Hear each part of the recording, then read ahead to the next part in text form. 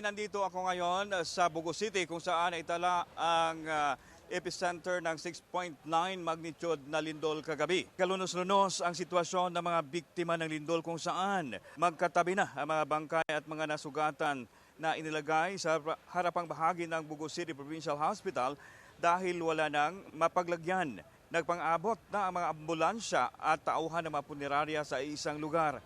Inihatid ng ambulansya ang mga pasyenteng malubhang na sugatan sa ibang hospital. Patuloy din na dumadating ang mga bangkay na nakasilid ng black cadaver bag mula sa iba't ibang lungsod ng 4th District ng Cebu. Mismong si Governor Pamela Baricuatro ang namamahala sa pag-asikaso para mai-transfer ang mga pasyente sa mga ospital. Ayon sa kanya, aabot na sa mahigit 30 katao ang naitalang nasawi pero posibleng madagdagan pa ang bilang. Wala pa ring insaktong bilang kung ilan ang sugatan. Humihingi na ng tulong ang gobernadora para sa mga nabiktima sa lindol. Kumikilos na din ang iba't ibang ahensya ng pamahalaan sa mga pagresponde.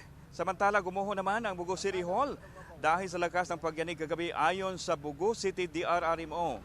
Umabot na sa 20 katao mula sa lungsod ang kumpirmadong patay. Nagpapatuloy pa rin ang retrieval operation sa iba't ibang barangay sa lungsod na may landslide.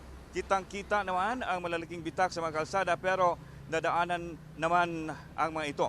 Problema din ang lungsod ang kawalan ng supply ng tubig matapos masira ang kanilang water utility. Hanggang ngayon, wala pa rin kuryente sa Bugo City at Karatig Bayan sa North District.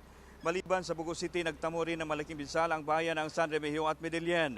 May nadadaanan din tayong landslide sa Sugod sa Cebu, kung saan isang senior citizen ang pinaniniwala ang nasawi matapos matabunan ng malaking bato ang kanyang bahay.